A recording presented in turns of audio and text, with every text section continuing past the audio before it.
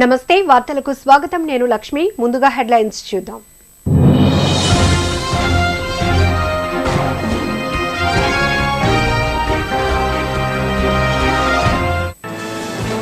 BC సాధికారతే ధ్యేయంగా మోడీ సర్కారు పనిచేస్తుందన్న BJP OBC Morcha రాష్ట్ర అధ్యక్షుడు వెంకట శివనారాయణ బీసీలకు పెద్దపీట వేయటమే తమ లక్ష్యమని వెల్లడి కేంద్ర ప్రభుత్వం ఉక్కు ప్రైవేటీకరణ నిర్ణయాన్ని వెనక్కి తీసుకోవాలని డిమాండ్ చేసిన సిపిఎం నేత అజయ్ శర్మ ప్రభుత్వ రంగ సంస్థలను ప్రైవేటీకరిస్తే ఊరుకునేది లేదని హెచ్చరిక వీఎంఆర్డీఏ కొత్త మాస్టర్ ప్లాన్ పై విరుచుకుపడ్డ బీజేపీ నేతలు గత ప్లాన్లకు ఈ ప్లాన్ కు పొంతన లేదని విమర్శ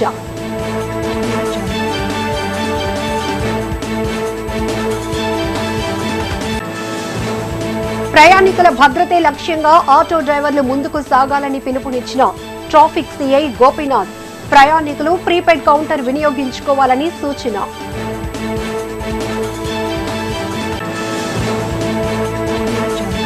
గ్రహణమొరి బాధితులకు ఇండియన్ రెడ్ క్రాస్ ఆధ్వర్యంలో ఉచిత ఆపరేషన్లు బాధితులు ఈ అవకాశం సద్వినియోగం చేసుకోవాలన్న రెడ్ క్రాస్ ప్రతినిధులు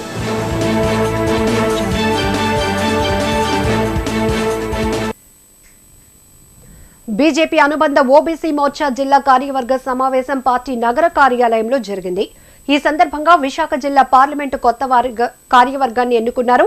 నూతన కమిటీ సభ్యులను ఓబీసీ మోర్చా రాష్ట్ర అధ్యక్షులు బి వెంకట శివనారాయణ అభినందించారు. వారికి నియామక పత్రాలు అందజేశారు.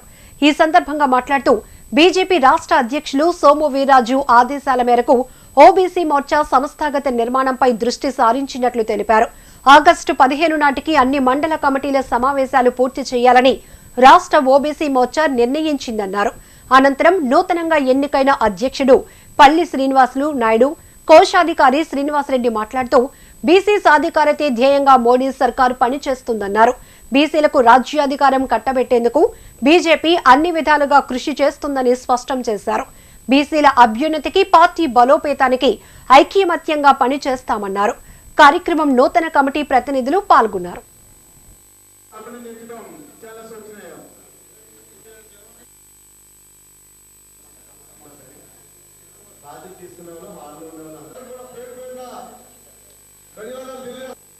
రాష్ట్ర వ్యాప్తంగా మండల స్థాయి వరకు కూడా కమిటీలు వేయడానికి నిశ్చయించుకున్నాం.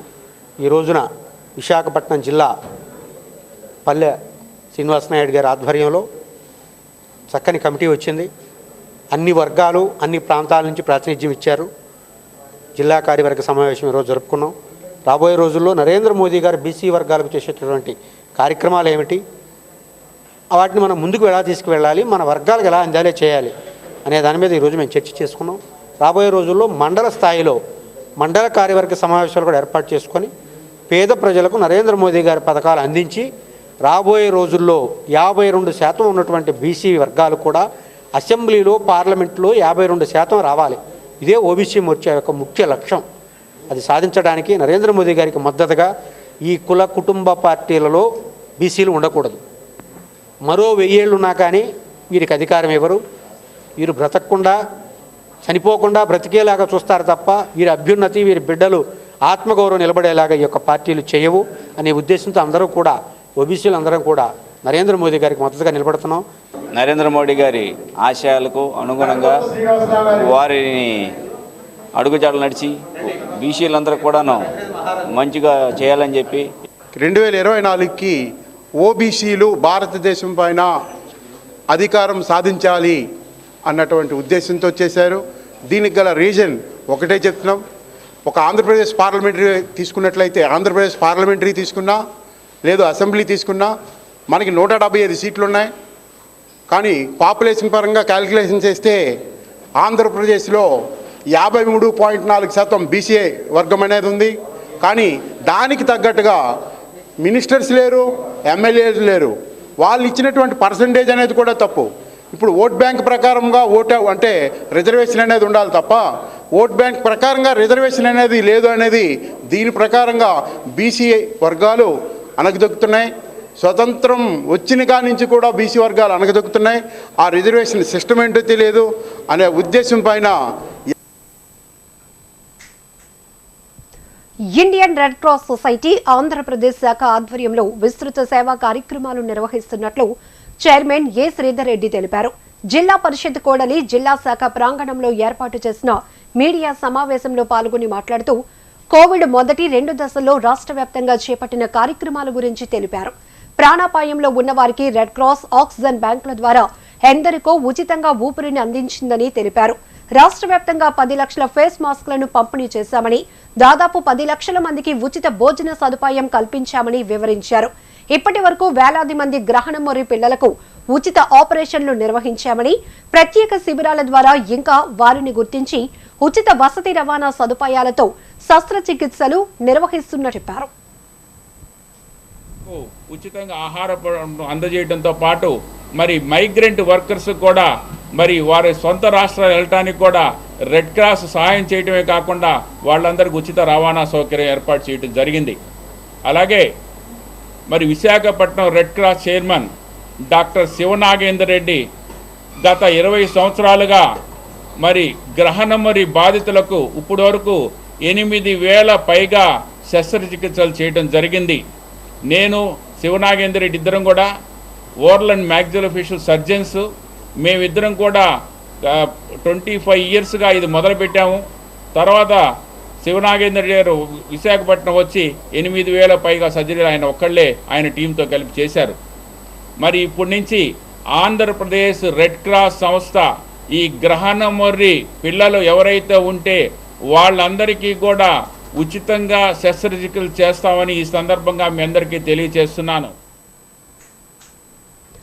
జీవీఎంసీ 87 వార్డ్ వడ్లపూడి నిర్వాసిత కాలనీ శివారు శ్మశాన వాటికలో ప్రైవేటు వ్యక్తులు వారి అవసరాల నిమిత్తం కాలువ నిర్మాణం చేయటం దారుణమని విశాఖపట్నం జిల్లా టీడీపీ అధ్యక్షులు పల్లా శ్రీనివాసరావు ఆగ్రహం వ్యక్తం చేశారు. ఈ సందర్భంగా ఆయన మాట్లాడుతూ నిర్వాసిత కాలనీల ప్రజల కోసం ఏర్పాటు చేసిన శ్మశాన వాటికని కూడా వదలకుండా అక్రమ నిర్మాణాలు చేస్తున్నారని మండిపడ్డారు. సుమారు 40 గ్రామాల ప్రజల కోసం ఉన్న ఒకే ఒక్క శ్మశాన వాటికను కూడా వదలకుండా ఆక్రమించుకుంటే అధికారులు కళ్లు మూసుకొని ఉండటం పట్ల ఆందోళన వ్యక్తం చేశారు. రాజకీయ అండ ఉంటే వాటిపై చర్యలు తీసుకోకుండా పేదవారిపై మాత్రం చర్యలు తీసుకుంటారా అని ప్రశ్నించారు. సమస్యని ఉన్నతాధికారుల దృష్టికి తీసుకుని వెళ్తామని స్థానిక ప్రజలకు హామీ ఇచ్చారు. అనంతరం వార్డు కార్పొరేటర్ బొండా జగన్ మాట్లాడుతూ అన్ని గ్రామాల ప్రజలు ఏకతాటిపై ఉండి పోరాడాలని, గ్రామ పెద్దల సహకారంతో శ్మశాన వాటికలో నిర్మాణం తొలగించేలా కృషి చేయాలన్నారు.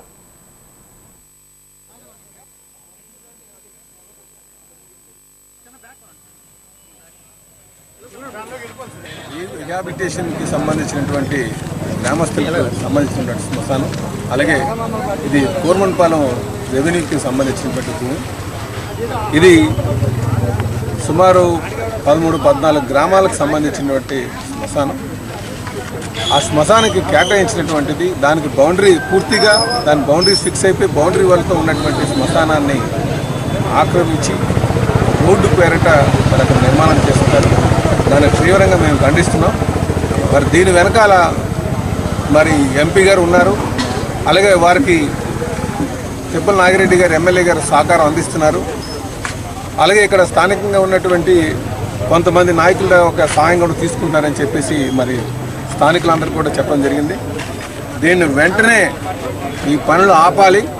ఒకవేళ జీవీఎంసీ టేకప్ చేస్తుందంటే మేము వాళ్ళకి తెలియజేసేది అంటే గ్రామస్తులతో ముందు మాట్లాడాలి. అన్ని గ్రామస్తులు, ఎందుకంటే గ్రామస్తుల యొక్క ఇది శ్మశానం, వారికి సంబంధించినటువంటి శ్మశానం. శ్మశానానికి ఎటువంటి కార్యక్రమం చేపట్టినా అది అభివృద్ధి కార్యక్రమం కావచ్చు, లేకపోతే ఇంకో కార్యక్రమం కావచ్చు, ఏం చేసినా సరే గ్రామస్తులతో ముందు సంప్రదించాలి. ఇక్కడ ఆ వర్క్ చూసిన తర్వాత ఏది మేము అభివృద్ధి చేస్తున్నామని అనే కలర్ పోస్తున్నారు, కానీ వాళ్ళ అపార్ట్మెంట్లకి రేట్ వస్తుందనే ఉద్దేశంతో చేస్తున్నారని కొంతమంది ఇలాగ అనేక అపోహలు ఉన్నాయి. 86, 87 వార్డులు, సుమారు 40 రెవెన్యూ గ్రామాలు మా కోన్లే, కానీ అటు పంచాయతీలు అయితే 4 పంచాయతీలు. మరి ఇన్ని పంచాయతీల మధ్యలో ఉన్నటువంటి శ్మశాన వాటికి మరి ఇక్కడ వేల మంది మరి బాడీలు తీసుకురావడం జరిగింది. మరి మన కరోనాలో అయితే చాలా ఇబ్బందులు కూడా ఎదుర్కోవడం జరిగింది. దాని దృష్ట్యా మన కౌన్సిల్లో కూడా మరి మేము ఏదైతే మేడం గారిని కలిసేటప్పుడు హిందూ శ్మశాన వాటికలన్నీ కూడా డెవలప్ చేయమని చెప్పడం కూడా జరిగితే మరి ఆవిడ లెటర్ ఇమ్మంటే మరి 2 వార్డుల నుంచి జాయింట్గా ఉంది కాబట్టి జాయింట్గా అయితే ఆలోచనతో లెటర్ ప్రిపేర్ చేయడం కూడా జరిగింది. మరి అనివార్య కారణాల వల్ల ఈరోజు చూస్తుంటే డెవలప్మెంట్ ఎవరు చేస్తామన్నా సరే మనం ప్రతిదానికి సహకరిస్తాం. కానీ అలాగే డెవలప్మెంట్ పేరుతో 30 సెంట్లు 40 సెంట్లు కొట్టేస్తామంటే మాత్రం సమస్య లేదు. దానికి ఎంతవరకు వెళ్తామని చెప్పేసి ఒకటి సభ తెలియపరుస్తున్నాం. విశాఖ స్టీల్ ప్లాంట్ ప్రభుత్వ రంగ సంస్థల ప్రైవేటీకరణ నిర్ణయాన్ని కేంద్ర ప్రభుత్వం తక్షణమే వెనక్కి తీసుకోవాలని సిపిఎం నేత అజయ్ శర్మ డిమాండ్ చేశారు. వీటిని ఎట్టి పరిస్థితుల్లోనూ ప్రైవేటు పరం కాకుండా ఐక్య పోరాటాల ద్వారా కార్మిక ప్రజా కర్షక సంఘాలు అడ్డుకోవాలని పిలుపునిచ్చారు. జీవీఎంసీ గాంధీ విగ్రహం వద్ద స్టీల్ ప్లాంట్ ప్రైవేటీకరణకు వ్యతిరేకంగా అఖిలపక్ష కార్మిక ప్రజా సంఘాల జేఏసీ చేపట్టిన రిలే నిరాహార దీక్షలు 101వ రోజుకు చేరుకున్నాయి. దీక్షా శిబిరానికి సంఘీభావం తెలిపిన ఆయన అనంతరం మీడియాతో మాట్లాడారు. ప్రభుత్వ రంగ సంస్థలను కారు చౌకగా ప్రైవేటు వ్యక్తులకు కట్టబెట్టాలన్న మోడీ సర్కారు నిర్ణయాన్ని తప్పుబట్టారు. కార్పొరేటర్లకు కొమ్ము కాసే విధానాలు మాని ప్రభుత్వ రంగ సంస్థల పరిరక్షణకు కేంద్ర ప్రభుత్వం చర్యలు చేపట్టాలని డిమాండ్ చేశారు.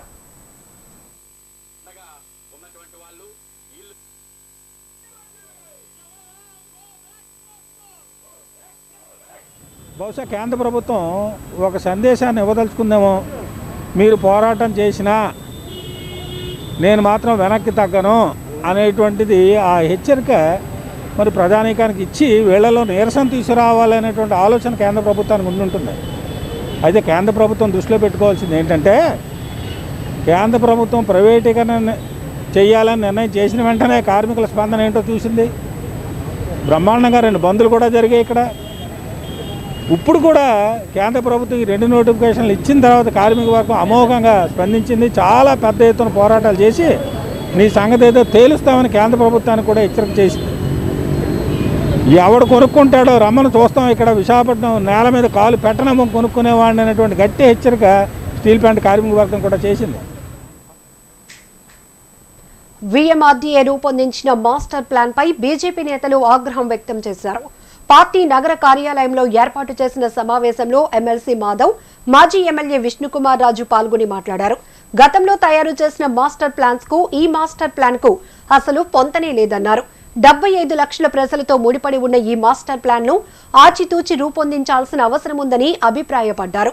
వీఎంఆర్డీఏ మాస్టర్ ప్లాన్ డ్రాఫ్ట్ పట్ల ప్రజలు సుముఖంగా లేరని పేర్కొన్నారు.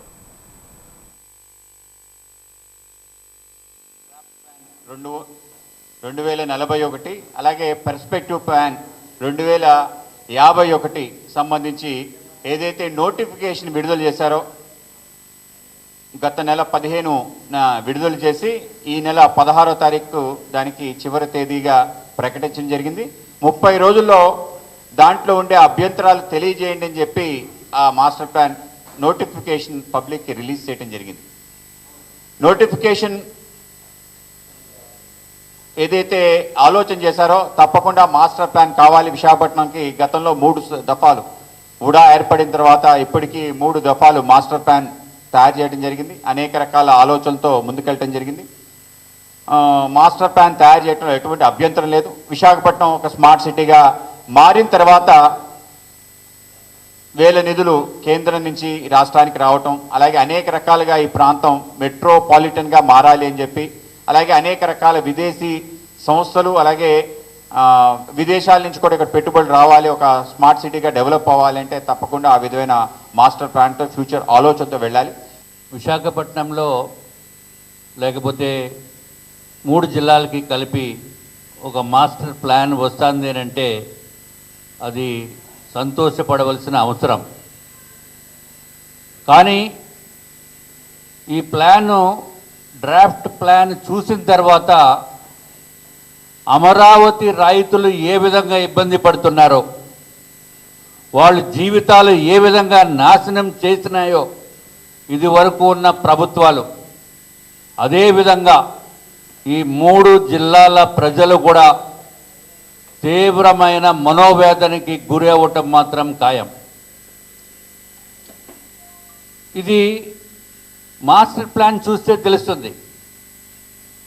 టౌన్ ప్లానర్స్ వేసిందా, లేకపోతే ఎవరో ఒక పిల్లవాడికి ఇచ్చి గీతలు గీసేయమంటే నీట్గా ఒక స్ట్రైట్ లైన్లు కొట్టేసి చేయటమా? స్థానిక అంబేద్కర్ భవన్లో ఏయూ మాజీ వీసీ స్వర్గీయ వైసీ సింహాద్రి, దళిత బహుజన నాయకులు P Prachanda, Ambedkar memorial society EC member సహదేవుల సంస్మరణ సభ జరిగింది. అంబేద్కర్ మెమోరియల్ సొసైటీ ఆధ్వర్యంలో జరిగిన ఈ కార్యక్రమంలో పలువురు పాల్గొని వారి చిత్రపటాలకు పూలమాలలు వేసి నివాళులర్పించారు. ఈ సందర్భంగా అంబేద్కర్ మెమోరియల్ సొసైటీ అధ్యక్షులు ఐ గురుమూర్తి, ఇతర ప్రముఖులు మాట్లాడుతూ కోవిడ్ కారణంగా అకాల మరణం చెందిన సి సింహాద్రి, పి ప్రచండ, కె సహదేవుడుల సేవలను కొనియాడారు. సొసైటీకి వారు చేసిన సేవలు మరువలేనివన్నారు.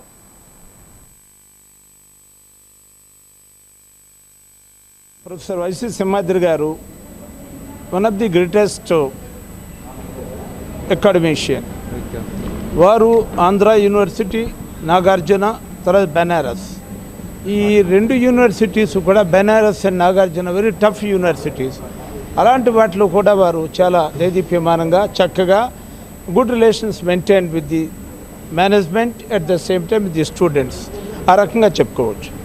ఆ తర్వాత ప్రచండ్ గారు, శ్రీమాన్ పావనమూర్తి గారు వారు ఉన్నారు. ఇంకా is a living legend and true అంబేద్కరైట్ and crusade Ambedkar. వారితో కలిసి 1966 నుండి కూడా భీమ్దాల్ అనే దాన్ని స్టార్ట్ చేసి చీఫ్ కమాండర్గా పావనమూర్తి గారు ఉంటే ప్రచండ్ గారు కమాండర్గా ఉంటూ భీమ్దాల్ని ఏదైతే బాబాసాహెబ్ అంబేద్కర్ స్టార్ట్ చేశారో సమతా సైనిక్ దళ్, దాని అనుసంధానంగా దీనికి నిర్వహించిన వ్యక్తిలో గొప్పవారు. అంబేద్కర్ మెమోరియల్ సొసైటీలో చాలామంది పెద్దలు మరి అంబేద్కరిస్టులు మరి చాలామంది ఈరోజు కాలగమనమయ్యారు.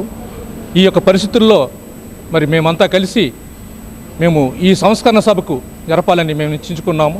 మరి ప్రముఖులైన దాంట్లో వైపి సింహాద్రి గారు, అట్లనే పి ప్రచండ్ గారు, మరి ఎగ్జిక్యూటివ్ నంబర్ అయిన సహదేవుడు గారు, ఈ ముగ్గురు యొక్క సంస్కరణ సభకు ఈరోజు నిర్వర్తిస్తున్నాం. ఎందరో త్యాగమూర్తుల ఫలితమే ఈ ఉద్యమ స్ఫూర్తి, ఈ అభివృద్ధి. అందులో ప్రముఖులు వైసి సింహాద్రి గారు, సిపి ప్రచండ్ గారు, కె సహదేవుడు గారు ఎన్నో త్యాగాల ఫలితం చేశారు వాళ్ళు. ఈరోజు అభివృద్ధి, ఈ అంబేద్కర్ భవన్ ఈరోజు ఎంత అద్భుతంగా ఉంది అంటే ఆ అంబేద్కర్ భవన్ కన్స్ట్రక్షన్స్లో రాళ్ళెత్తినటువంటి కూలీలే వైసి సింహాద్రి గారు కానీ ప్రచండ్ గారు కానీ ఎందరో ప్రముఖులు ఉన్నారు. ఆ ప్రముఖులలో ఒకరు. వాళ్ళ స్ఫూర్తి తీసుకొని ఈరోజు ఈ విశాఖపట్నంలోనే కాకుండా ఉత్తరాంధ్ర జిల్లాలే కాకుండా రాష్ట్ర వ్యాప్తంగా కూడా అంబేద్కర్ ఉద్యమాన్ని, అంబేద్కర్ స్ఫూర్తిని తీసుకొని ఇంతమంది వేలాది మంది కార్యకర్తలు. విశాఖ ఏజెన్సీలో ప్లాస్టిక్ బియ్యం ఏజెన్సీ వాసనను భయభ్రాంతులకు గురి చేస్తున్నాయి. కొయ్యూరు మండల కేంద్రంలో ఎం మాకవరం జీసీసీ డిపో నుండి లబ్ధిదారులు తీసుకున్న బియ్యంలో ప్లాస్టిక్ రైస్ ఉన్నాయని గ్రామస్తులు ఆందోళన చెందుతున్నారు. విషయం తెలుసుకున్న భారతీయ జనతా పార్టీ రాష్ట్ర మైనారిటీ అధ్యక్షుడు లోకల్ గాంధీ తన బృందంతో ఎం మాకవరం సందర్శించి గ్రామస్తుల విషయం అడిగి తెలుసుకున్నారు. ఈ సందర్భంగా మాట్లాడుతూ రాష్ట్ర ముఖ్యమంత్రి జగన్మోహన్ రెడ్డి ప్రజలకు నాణ్యమైన బియ్యం అందించాలనే సంకల్పంతో ముందుకు వెళ్తుంటే కొంతమంది దళారులు లాభార్జనతో తినే బియ్యంలో ప్లాస్టిక్ బియ్యం కలపటం చాలా దారుణమన్నారు. దళారులు చేస్తున్న మోసాలు గమనించి బాధ్యులైన వారిపై రాష్ట్ర ప్రభుత్వం కఠిన చర్యలు తీసుకుని ఏజెన్సీ వాసుల ఆరోగ్యాన్ని కాపాడాలని డిమాండ్ చేశారు.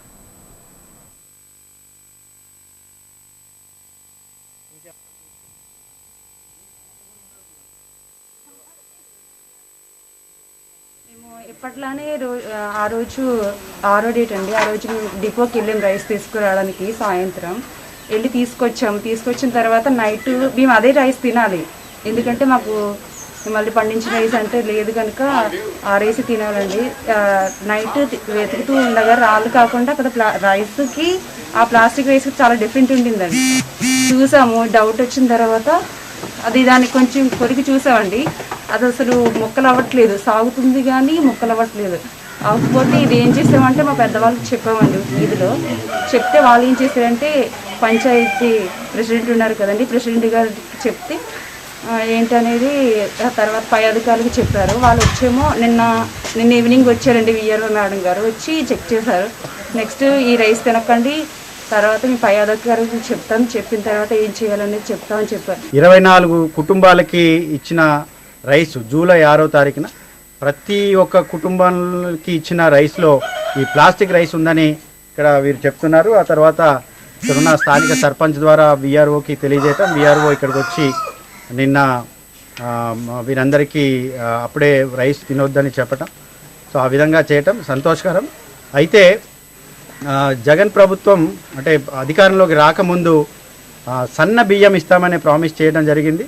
దాని తర్వాత సన్న బియ్యం కాదు నాణ్యమైన బియ్యం అని చెప్పటం సంతోషం. అయితే నాణ్యమైన బియ్యంలో కూడా మరి ప్లాస్టిక్ రైసు అక్కడ కలిపేసి ఇస్తున్నారంటే మరి ఇది గతంలో కూడా జరిగి ఉండొచ్చేమో. కేవలం ఈ రేషన్ కార్డు ద్వారా ఇచ్చే బియ్యంలోనే కాకుండా అంగన్వాడీ కేంద్రం ద్వారా కూడా అంటే చంటి పిల్లలకి ఇచ్చే బియ్యంలో కూడా ఈ ప్లాస్టిక్ రైస్ ఉండడం అనేది చాలా ఆందోళనకరం. ఎందుకంటే విశాఖ స్టీల్ ప్లాంట్ ను ప్రైవేటు పరం చేస్తే ఉక్కు నిర్వాసితులు రోడ్డున పడతారని ఉక్కు నిర్వాసిత సంఘం నాయకులు అప్పారావు, భాస్కర్, రామిరెడ్డి ఆవేదన వ్యక్తం చేశారు. స్టీల్ ప్లాంట్ స్ట్రాటజిక్ సేల్ కు వ్యతిరేకంగా చేపడుతున్న నిరవధిక దీక్షలు 150 రోజుకు చేరుకున్న సందర్భంగా కోర్మణపాలెం జంక్షన్ లో నిర్వాసితులు భిక్షాటన చేసి ప్రధాని మోదీకి వ్యతిరేకంగా నినాదాలు చేశారు. అనంతరం వారు మాట్లాడుతూ ప్లాంట్ ప్రైవేటైజేషన్ జరిగితే వేలాది ఎకరాలు దారాదత్తం చేసిన నిర్వాసితులంతా రోడ్డు పాలవుతారన్నారు. స్థానికులు ఉపాధి కోసం నిర్మించిన స్టీల్ ప్లాంట్ ను ప్రైవేటు పరం చేస్తే ఎంతటి ఆందోళనకైనా సిద్ధమని హెచ్చరించారు.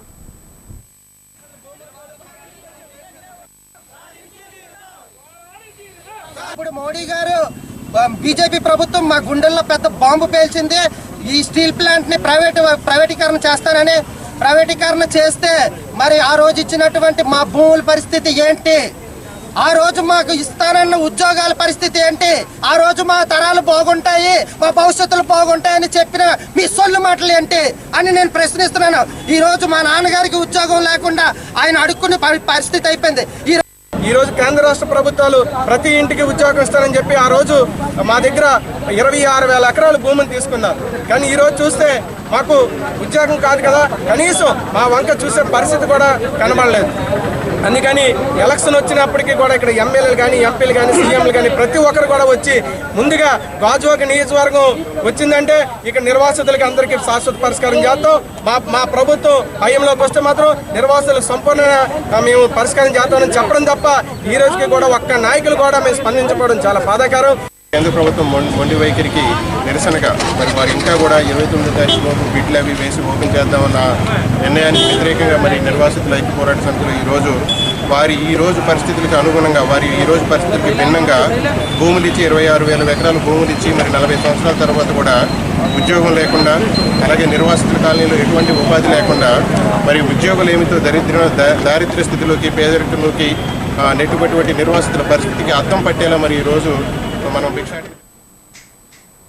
వర్షాకాల ప్రభావంతో ప్రజలు సీజనల్ వ్యాధుల బారిన పడకుండా జీవీఎంసీ యుద్ధ ప్రాతిపదికన నివారణ చర్యలు చేపట్టాలని బీజేపీ రాష్ట్ర ఉపాధ్యక్షులు విష్ణుకుమార్ రాజు డిమాండ్ చేశారు. ఈ సందర్భంగా ఆయన మాట్లాడుతూ ఇప్పటికే నగరంలో అనేక చోట్ల మలేరియా, డెంగీ లాంటి సీజనల్ వ్యాధులు ప్రబలుతున్నాయని, దోమల నివారణపై జీవీఎంసీ కమిషనర్, ప్రజారోగ్య విభాగం దృష్టి సారించాలని కోరారు. అలాగే ఆస్తి పన్నుల పెంపుపై కూడా పునరాలోచన చేయాలని, లేకపోతే ప్రజలు ప్రభుత్వాన్ని, అధికారులను చేదరించుకుంటారని హెచ్చరించారు. విశాఖపట్నంలో డెంగ్యూ ఫీవర్స్ చాలా ఎక్కువైపోతున్నాయి. ఇది వరకు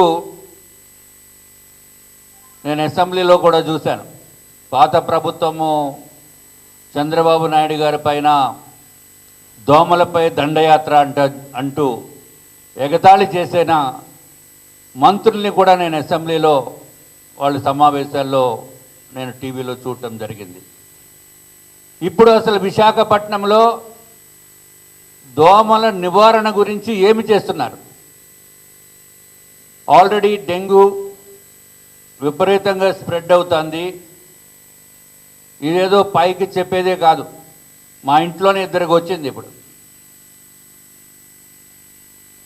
కాబట్టి దయచేసి జీవీఎంసీ కమిషనర్ గారు ప్రత్యేకమైన దృష్టి పెట్టి విశాఖ ప్రజలని డెంగ్యూ ఫీవర్స్ నుంచి కాపాడవలసిన బాధ్యత మీకు ఉంది, ట్యాక్సులు పెంచేయడం కాదు. మానవ సేవే మాధవ సేవగా భావించి ప్రతి ఒక్కరూ సేవాతత్వం పెంచుకోవాలని మాజీ డిప్యూటీ మేయర్ దాడి సత్యనారాయణ అన్నారు. చాపా చారిటబుల్ ట్రస్ట్ ఆధ్వర్యంలో తాటిచెట్లపాలెం శ్రీ పరదేశమ్మ ఆలయ ప్రాంగణంలో పేద గర్భిణీ స్త్రీలకు సీమంతాలు నిర్వహించారు. ఈ కార్యక్రమానికి ముఖ్య అతిథిగా పాల్గొన్న ఆయన గర్భిణీ స్త్రీలకు సీమంతం చేసి వారికి నెలకు సరిపడే నిత్యావసర వస్తువులు అందజేశారు. అనంతరం ఆయన మాట్లాడుతూ పేద గర్భిణీ స్త్రీలకు తన పుట్టినరోజు నాడు సీమంతం చేయటం ఎంతో అదృష్టంగా భావిస్తున్నానన్నారు. నిరంతరం చాపా బాలకృష్ణ చేస్తున్న సేవలు అభినందనీయమని కొనియాడారు. కరోనా సమయంలో ఆర్థికంగా ఇబ్బంది పడిన వారికి ఉచిత వైద్యం అందించి ఎంతో సహాయం చేసిన డాక్టర్ రామ్ కుమార్ ను ఈ సందర్భంగా సత్కరించారు. ఈ కార్యక్రమంలో ట్రస్ట్ వ్యవస్థాపకుడు చాపా బాలకృష్ణ, కనక మహాలక్ష్మి దేవస్థానం ఏఈఓ పులి రామారావు, సిహెచ్ రమేష్, డి బాబు, సరస్వతి, లక్ష్మి పాల్గొన్నారు. మరి చాపా ట్రస్ట్ స్వామి గారు పెద్దలందరి సమక్షంలో ఈవేళ మరి శ్రీమంతం జరగడం చాలా అదృష్టం. అలాగే మరి ఈ రోజున నా అదృష్టం ఏంటంటే ఈవేళ నా పుట్టినరోజు ఈ కాలనీలో ఉన్నటువంటి అందరూ కూడా నన్ను ఆశీర్వదించి మరి నాకు పుట్టినరోజు శుభాకాంక్షలు తెలియజేశారు. మరి ఏనాడో చేసుకున్న పుణ్యంగా ఆ భగవంతుడు ఈ కాలనీ వాళ్ళతో నాకు పరిచయం ఏర్పాటు చేశారు. కావున నేను అందరూ కూడా నమస్కారాలతో రుణపడి ఉంటానని తెలియజేస్తూ మీరు మరి ఇలాంటి మంచి కార్యక్రమాన్ని మీరు పెట్టారు. ఈ మంచి మనస్తత్వంతో చేసే ఈ కార్యక్రమం మీ పిల్లలకి కూడా మంచి జరుగుతుంది. ఎప్పుడు కూడా దేవుణ్ణి పూజించి దేవుడి కార్యక్రమాలు చేస్తే ఇది మనకి ఆ భగవంతుడు మంచి కార్యక్రమాలు మంచిగా దీవిస్తాడు. అదేవిధంగా విశాఖ జిల్లా అచ్యుతాపురం చోడపల్లి గ్రామంలో నిరుపేదల ఇళ్ల విద్యుత్ కనెక్షన్లు తొలగించిన అధికారులపై స్థానిక టీడీపీ నేతలు మండిపడ్డారు. ఈ సందర్భంగా వారు విద్యుత్ కనెక్షన్లు తొలగించిన గృహాలు సందర్శించి అనంతరం టీడీపీ యలమంచిలి ఇన్ఛార్జ్ ప్రగాఢ నాగేశ్వరరావు, యువజన విభాగం కార్యదర్శి డ్రీమ్స్ నాయుడు మీడియాతో మాట్లాడారు. నిరుపేదలకు ఇల్లు కట్టిస్తామని చెప్పిన ప్రభుత్వం ఉన్న ఇల్లు కూల్చేందుకు ప్రయత్నించడం దారుణమన్నారు. 18 సంవత్సరాల నుంచి దళితులు, వికలాంగులు ఇక్కడ 30 కుటుంబాలు నివాసం ఉంటున్న ఇళ్లను కూల్చే దిశగా విద్యుత్ మీటర్లు తొలగించడం శోచనీయమన్నారు. ఈ విషయంలో స్థానిక ఎంఆర్ఓ జోక్యం చేసుకుని తక్షణమే వారికి విద్యుత్ రీకనెక్షన్ చేయించాలని డిమాండ్ చేశారు. లేని పక్షంలో ఎంఆర్ఓ ఆఫీస్ వద్ద నిరసన కార్యక్రమాన్ని చేపడతామని హెచ్చరించారు. ఈ సందర్భంగా బాధితులు తమ గోడు వెళ్లబుచ్చారు. సుమారు 25 కుటుంబాల వారు 30 సంవత్సరాలు పెట్టి టాటా గుడిసెలో నివసిస్తూ ఉండగా ఈరోజు అధికార దాహంతో ప్రభుత్వ అధికారులు రాజకీయ నాయకుల ఒత్తిడితో వాళ్ళందరినీ కూడా గుడిసెలు తీసేస్తామని చెప్పి అప్పటికప్పుడు కరెంటు మీటర్లని తొలగించి వాళ్ళని రోడ్డు మీద పుల్లికాలలో దోమల్లో ఉండేలా చేశారు. ఇదంతా కూడా ప్రభుత్వ అధికారులు తాలూకా దుర్మార్గమైన చర్యను మేము ఖండిస్తూ చోడపల్లి విలేజ్లో ఈ గ్రామంలో ఉన్నటువంటి జంగాలు అంటే ఈ అచ్యుతాపురం మండలంలో వాళ్ళే పేదలుగా పరిగణించిన రోజు చాలా పాతది. గత 30 సంవత్సరాల నుంచి ఇక్కడ ఉంటున్నటువంటి పేదలకి ఉపాధి కల్పించడమే కాకుండా ఇల్లు కూడా కల్పించాలి. కానీ అదేమీ కల్పించకుండా కేవలం ఇక్కడ ఒక ప్రభుత్వ హాస్పిటల్ కోసం క్వార్టర్స్ కేటాయించినటువంటి ప్లేస్లో వీళ్ళు ఉన్నారని చెప్పేసి ఇక్కడి నుంచి ఖాళీ చేస్తున్నారు. ఏ అధికారంతో ఖాళీ చేస్తున్నారు? కేవలం ఈ రాష్ట్ర ప్రభుత్వం వాళ్ళకి నచ్చినటువంటి నిర్ణయాలు తీసుకొని అక్కడ ఖాళీ చేస్తున్నారు. 25 సంవత్సరాల నుంచి మేము అక్కడ ఉంటున్నాం. ఎప్పుడు ఏ ప్రభుత్వం కూడా మీరు ఖాళీ చేయాలి, ఇది గవర్నమెంట్ స్థలం, ఇది హాస్పిటల్ స్థలం అని ఏనాడు ఏ అధికారి మాకు చెప్పలేదు. అలా మా గ్రామంలో ఉన్న పెద్దలు కూడా మాకు చెప్పలేదు. మేము ఇంకా పాకలు కట్టుకునేటప్పుడు ఇంకా కొంచెం సపోర్ట్ చేసి కట్టుకోండి, ఏం కాదు ఇది అవుతుంది అని చెప్పి ధైర్యం ఇస్తేనే మేము 3,50,000 ఎట్టి అక్కడ మేము పాక కట్టుకోవడం జరిగిందండి ఒకప్పుడు. అయితే ఇప్పుడు సడన్గా 3 రోజుల కిందట వచ్చి ఇది ఒక డమ్మీ నోటీసు తీసుకొని వచ్చి ఇది మరి హాస్పిటల్కి సంబంధించింది, మీరున్న ల్యాండ్ అంతా హాస్పిటల్కి సంబంధించింది కనుక వెంటనే తక్షణమే మీరు ఖాళీ చేయాలని డిమాండ్ చేస్తూ ఉన్నారండి. ద్వారకా బస్టాండ్లో ఉన్న సిద్ధి వినాయక ఆటో స్టాండ్ ని నగర ట్రాఫిక్ పోలీసులు ప్రయాణికుల సౌకర్యార్థం ఎదురుగా ఉన్న ప్రదేశానికి మార్చారు. ఈ సందర్భంగా ఆటో స్టాండ్ ప్రీపెయిడ్ కౌంటర్ ను 2 టౌన్ సిఐ గోపీనాథ్ ప్రారంభించారు. అనంతరం ఆయన మాట్లాడుతూ ద్వారకా బస్టాండ్ ఆధునీకరణలో భాగంగా ట్రాఫిక్ కు ఎటువంటి అంతరాయం కలగకుండా ఈ ఆటో స్టాండ్ ను మార్చడం జరిగిందన్నారు.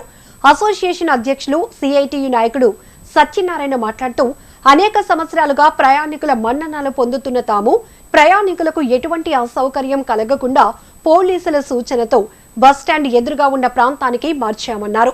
కరోనా కారణంగా నిలిపివేసిన ప్రీపెయిడ్ కౌంటర్ను మళ్లీ ప్రారంభించాలని పోలీసులను కోరారు. ఈ సందర్భంగా డ్రైవింగ్ జాగ్రత్తలపై అసోసియేషన్ ముద్రించిన పోస్టర్ను సిఐ గోపీనాథ్ సత్యనారాయణ ఆవిష్కరించారు.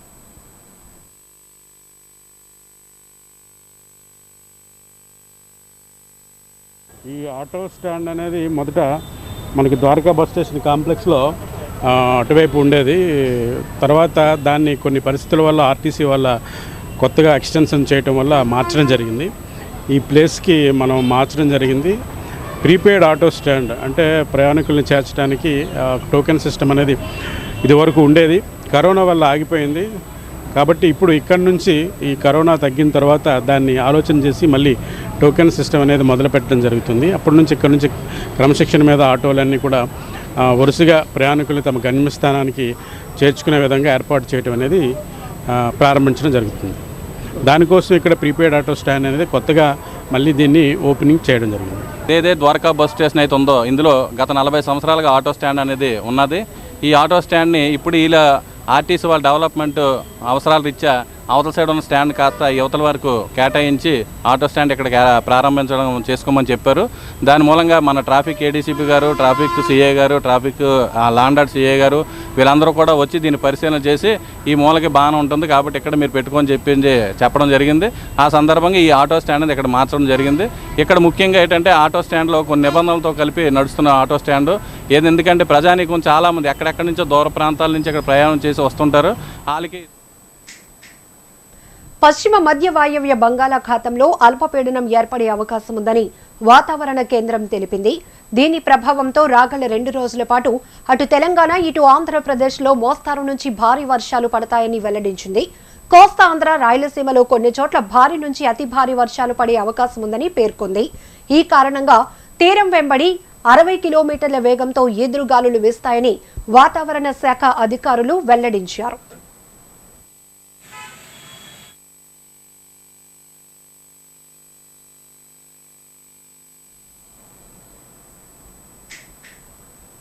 ఇప్పుడు హెడ్లైన్స్ చూద్దాం.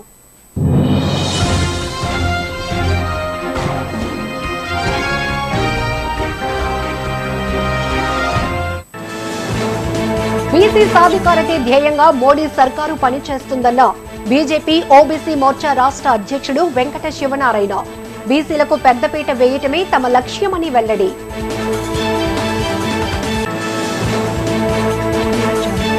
కేంద్ర ప్రభుత్వం ఉక్కు ప్రైవేటీకరణ నిర్ణయాన్ని వెనక్కి తీసుకోవాలని డిమాండ్ చేసిన సిపిఎం నేత అజాజ్ శర్మ. ప్రభుత్వ రంగ సంస్థలను ప్రైవేటీకరిస్తే ఊరుకునేది లేదని హెచ్చరిక.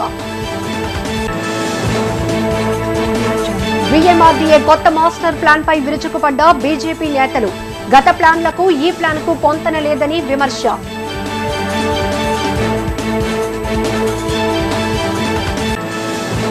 ప్రయాణికుల భద్రతే లక్ష్యంగా ఆటో డ్రైవర్లు ముందుకు సాగాలని పిలుపునిచ్చిన ట్రాఫిక్ సిఐ గోపీనాథ్. ప్రయాణికులు ప్రీపెయిడ్ కౌంటర్ను వినియోగించుకోవాలని సూచన.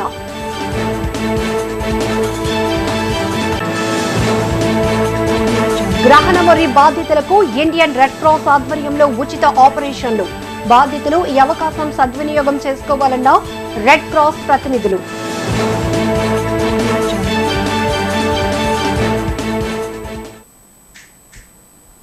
వార్తలు ఇంతటితో సమాప్తం. నమస్కారం.